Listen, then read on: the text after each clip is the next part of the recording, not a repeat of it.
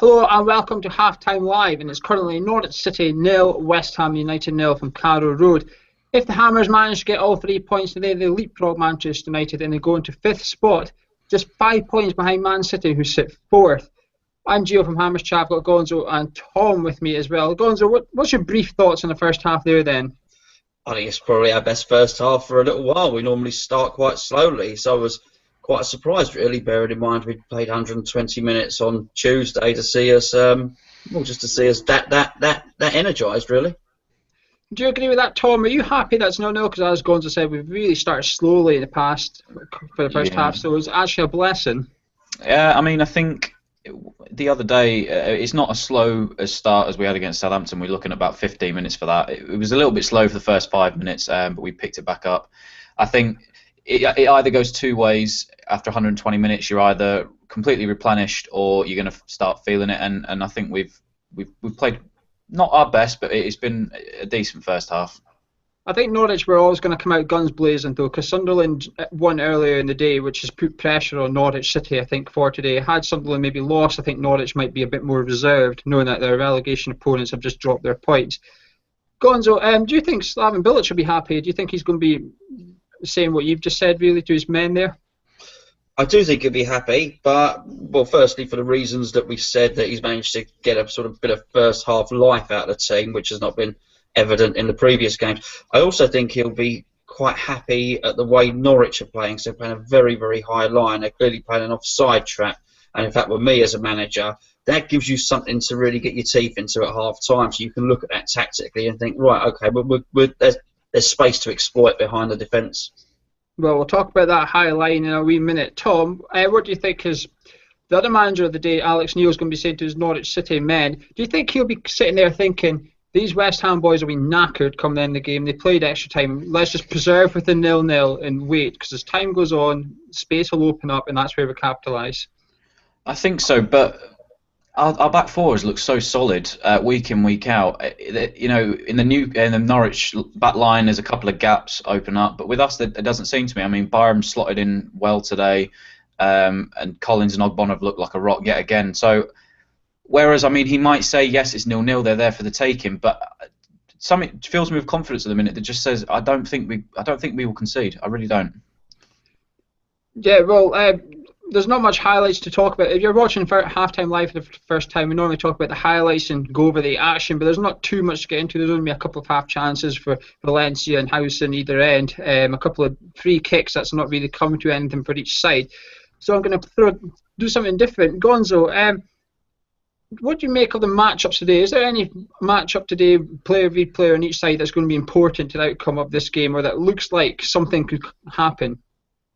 Well, I think they've got Howson looks good for them, but I think Redmond obviously is the one. So he's on that right hand side, so he's taking Cresswell, and it looks like if anything's going to happen, it would possibly happen through there. On the other side, and the other fullback, Byram, well, you know, he's even better than I thought he was. He's really impressed me. I mean, he looks 10 times better than Jenkinson did, to be perfectly honest with you.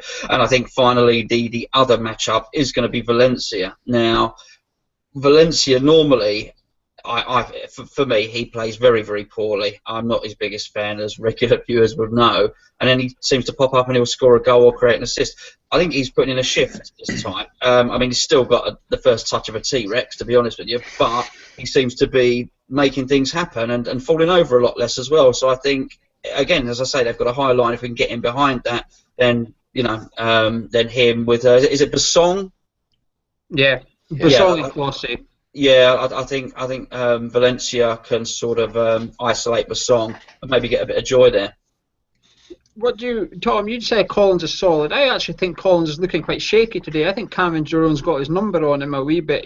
Cameron Jerome's a big, burly striker himself. He's got a bit of pace, and he's backing into Collins. I think Collins is struggling a bit today. He's got his booking because he took that heavy first touch. Yeah. Whether you blame Antonio or Adrian, it doesn't make a difference. James Collins' first touch went about a yard away from him, and which allowed Houlihan in behind.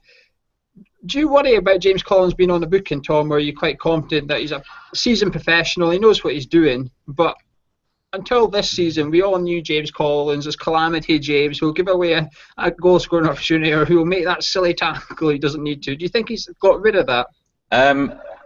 Part of me says yes, and part of me says no, because he's already had 2 sending off this season. I mean, the one against Watford was quite dirty in my eyes, and it was sort of that James Collins we used to know. Yeah, I mean, Cameron Jerome's got the better of him. I think they used to be teammates, so maybe he knows how to wind him up a bit.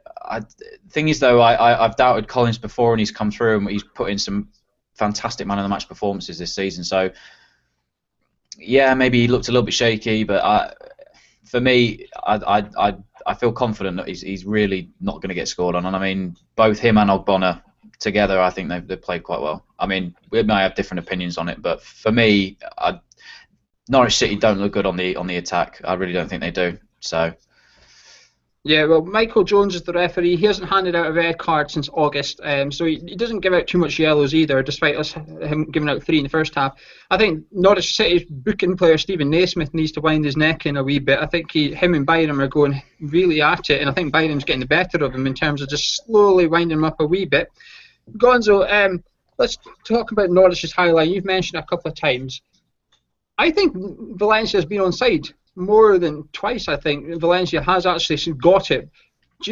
Are you just praying that the linesman on the other side of the pitch is maybe a little less flag happy and lets him off with 1 or 2 50-50 calls?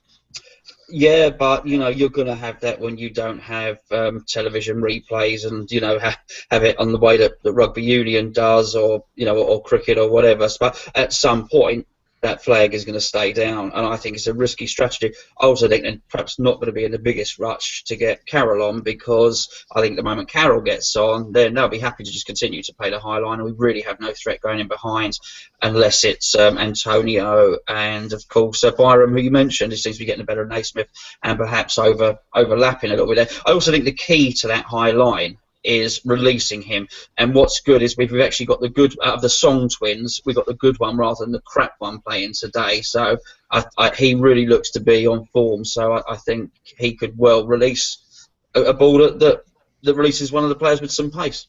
I agree with that. I think all our midfield are actually looking for that final ball today. Noble played him through earlier, and if Valencia's first touch was on point, he was 1-on-1. But I don't want to get too caught up in that. Creswell and Byram are getting forward. Even Obiang's getting forward and tucking in behind Valencia sometimes. It's fantastic to see. Tom, do you think Norwich are giving us too much respect? I personally thought, after their first 5-minute flurry, I thought they were sitting way back. When we went forward, Payet seemed to have all the time in the world out on the wing when Creswell was able to come from the halfway line and overlap him. Do you think that's risky from Norwich City's point of view? Remember, we did the preview, we said on the preview we did, they conceded 19 in their last 6 games. Is that a reason? I mean, yeah, it was strange to see. I think for the fact that, like you said on the preview, the 19 that they conceded in 6 games, and both it seemed Byram came forward quite a few times, and like you said, Cresswell down the left. All the midfielders, we called out Song a couple of times, and he's put a big shift in today. I thought all of them played really well. It is weird because they're holding a high line, but when we go back, they all seem to be dropping back in. I don't know. It's strange for Norwich. I think they are running a little bit of a risk in doing so, especially when they look so dodgy at the back. So, I don't know. Gonzo, we have a very young bench and a very attacking bench today. We've got MNUK, Carroll, Moses on the bench there. What changes are you hoping Bilic does? Is there, or would you just leave it as long as you could? Because I think between all 3 of us so far, we've got faith we're going to win this.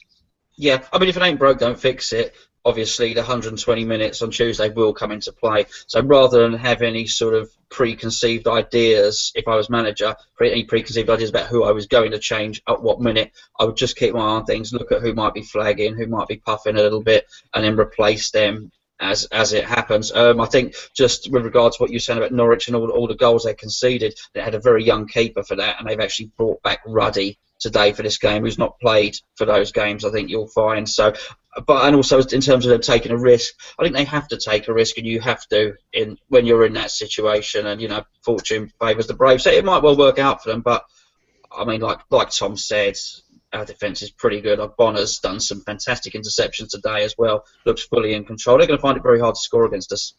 Well, that's what leads me on to my next question. Right now, Norwich City are, if on the live Premier League table, if you like, are sitting 19 because of Sunderland's win earlier. Gonzo, is a point from today enough for Norwich City, or do they really need to be going for all three?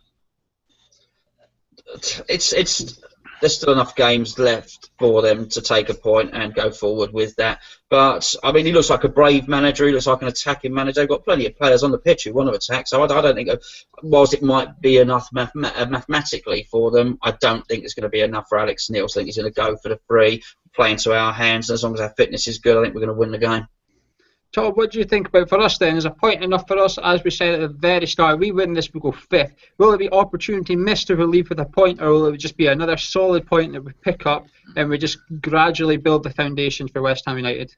I think we were all in agreement the other day that I think even Gonzo said coming out with a point after 120 minutes the other day is good. 0-0 at half time and they haven't looked great. I would be happy to take 3. Of course, you'd be happy to take 3, but I think, as Gonzo said, as 120 minutes will come into effect as the half goes on. So if we leave with a point, I'll be happy. But as the game wears on and it's still 0-0, I'd be disappointed maybe not to take 3. At the start of the game, I would have took a point, but after watching that first 45, I'd be disappointed if we didn't win it. I think Norwich just don't really have a bit of spark about them. They've got the grit, they've got the work rate, but they just don't seem to have that little bit of magic. It reminds us of West Ham without Payet when we went to Swansea and Villa. We dug in, we got that point, and we got out of jail, but we were just lacking that bit of sparkle. We will be back later on with a review of the game.